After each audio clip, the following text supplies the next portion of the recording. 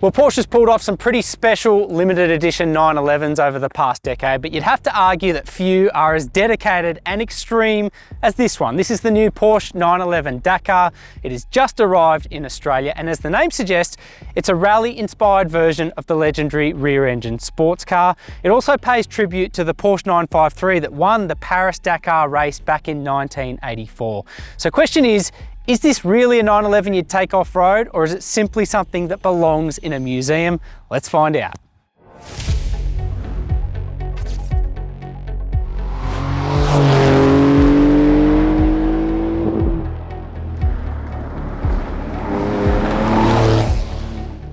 Limited to just 2,500 examples globally, the new 911 Dakar follows in the wheel tracks of other recent special edition models, including the 911R, 911 Speedster, 911 Sport Classic, and the 911 ST.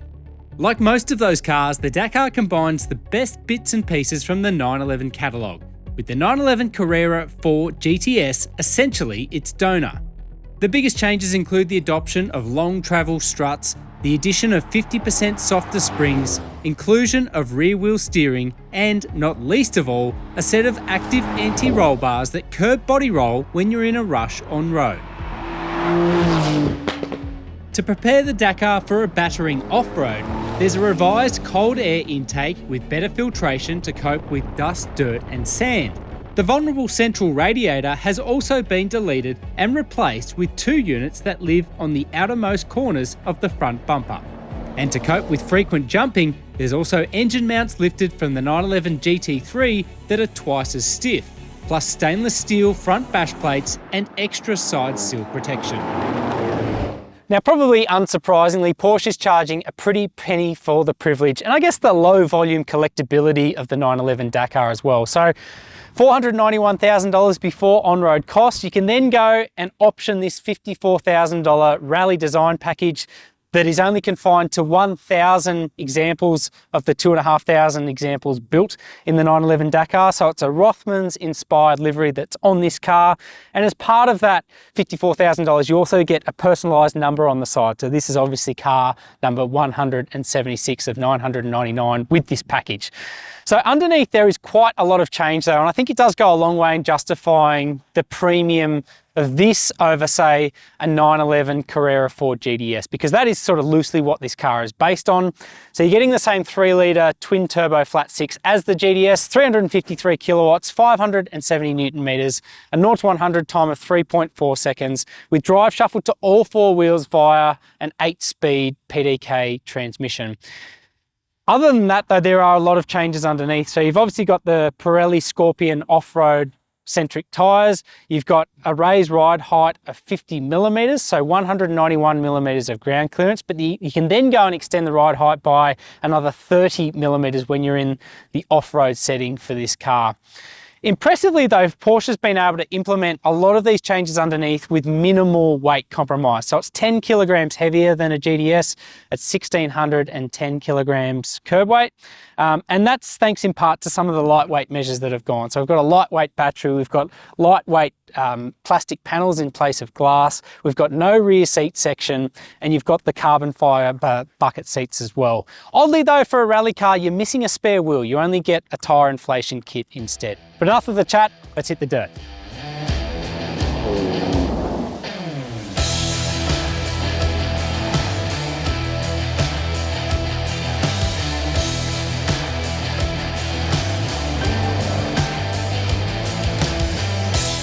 Now let's be honest, this is the 911 Dakar's true playground. Out on the dirt, we've got a private dirt road with lots of fire trails to cover, and it is just eye-opening to see this car in its natural environment.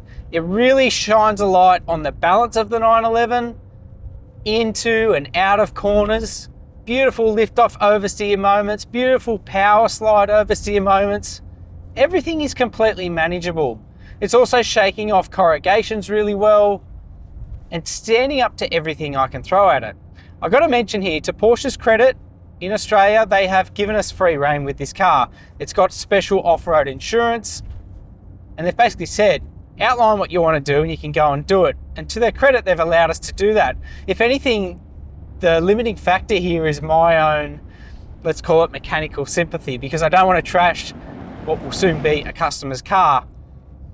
But in basic dirt road applications, it is just so easy to throw this thing sideways, to let it do its thing, and to have full faith in the balance of the car, the control of the car, and the control of the electronics as well. They are the glue that binds everything together with the 911 Dakar. Even off-road, I can go to traction control sport mode or stability control sport mode, and the car will give you quite a bit of lateral leeway. It'll let you enjoy an extended moment of sideways action and then save you at the death should you need it.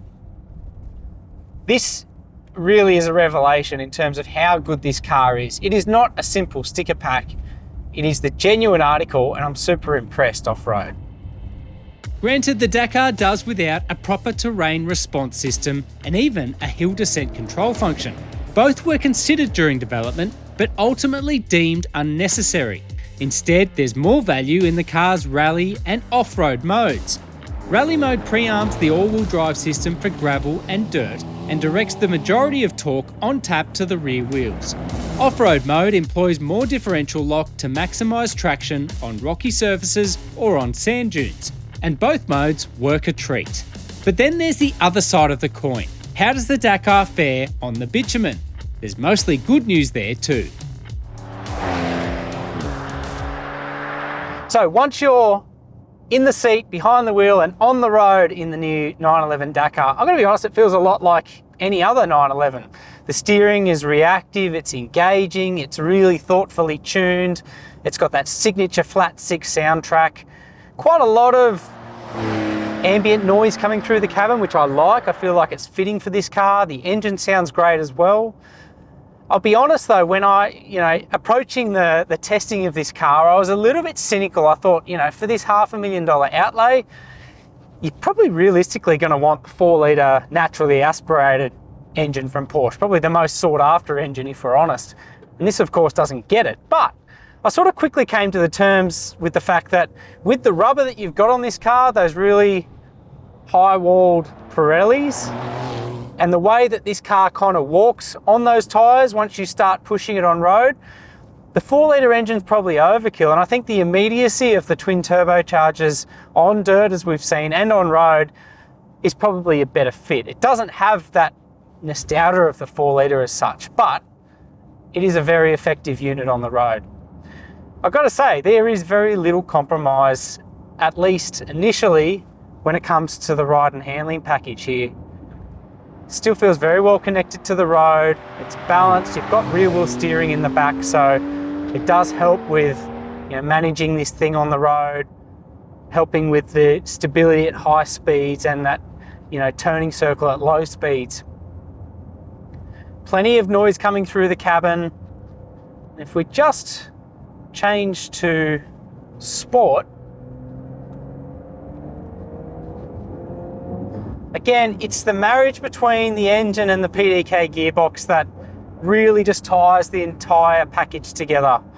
PDK has been around for years now, and it is just so effective at giving you the right gear in the right scenario, whip-like expediency on the upshift, perfect downshift.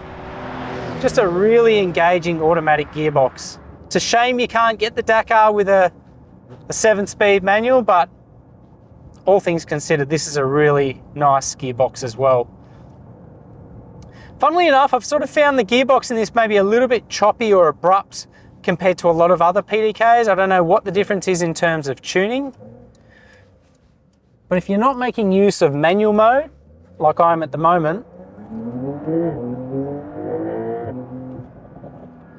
it can be a little bit abrupt with the way that it sort of chops down between gears, but I'm really sort of picking at straws there because in every other situation, this works super well. So now looking at a little bit of open road, let's see. There's definitely nothing wrong with that soundtrack. It sounds amazing, revs really cleanly to 7,000 plus RPM, and a really nice linear power band as well. You could mistake this for a larger capacity Porsche engine, that's for sure. It just It does hark back to the 4-litre naturally aspirated engine in a lot of ways without quite reaching that lofty crescendo. But the power here is plentiful, the gearbox does its job, and with all-wheel drive grip, this is definitely no slouch on the road. I'm going to take a little detour onto one of my favourite winding roads here. So it's evident pretty quickly that even in the harshest sports setting, the added tyre wall, the higher ride height, the softer spring rates, they all combine to give you a handling package that is, dare I say it, a little bit more comfortable than a garden variety 911.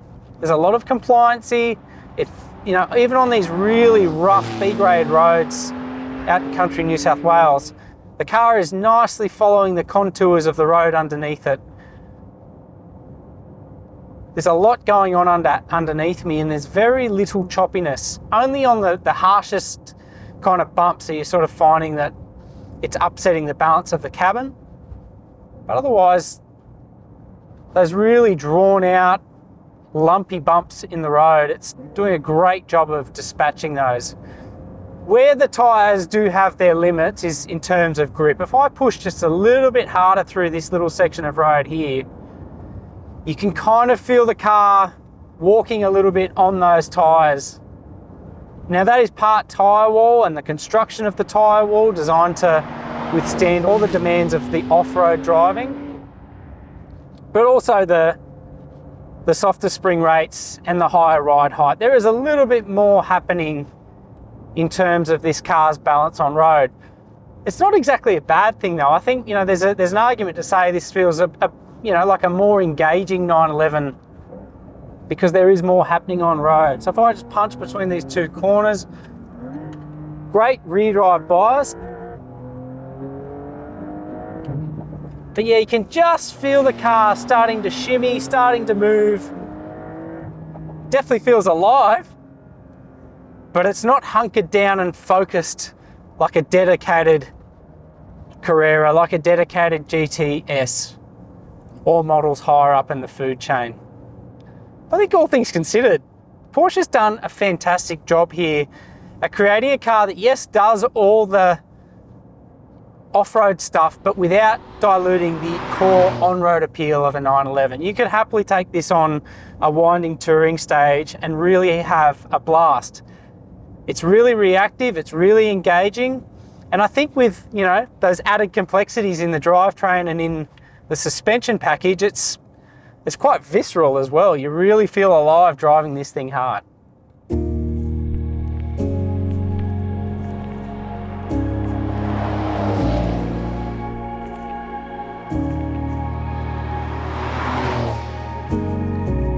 The 911 legacy carries through to the interior and technology fitted to the Dakar, which essentially mirrors the latest 992 generation with respect to safety and infotainment. The Dakar applies its own little twist on the 911 interior as well, especially in the case of our test car, which has an optional $7,000 Rally Sport package fitted. So that brings 6-point harnesses in both seats, a roll cage and a fire extinguisher, naturally I guess. But all other things considered, I guess this is a fairly compromised interior for a 911. You've obviously got no rear seat space. The roll cage itself is, I guess it serves its purpose, but for everyday driving, it does impose quite a bit of compromise. And even though the 911 Dakar is 50 millimeters raised in terms of its ride height, getting in and out is still quite a clunky process because of the rigid nature of these carbon fiber bucket seats. But that said, once you're inside the cabin, you're set and you're ready to go, it's a really cool execution. Lashings of Alcantara everywhere. We've got obviously the blue contrasting stitching in this particular test car. All the familiar 911 gauges and layout. And of course that low slung sporty driving position. This is all about the driver and it feels fantastic once you're inside. Warranty is likewise par for the course, a pretty so-so 3-year unlimited kilometre provision and no cap price servicing. That, plus the lack of a spare tyre on such an off-road focused model, are easy criticisms. But in every other sense, the 911 Dakar is simply unadulterated fun.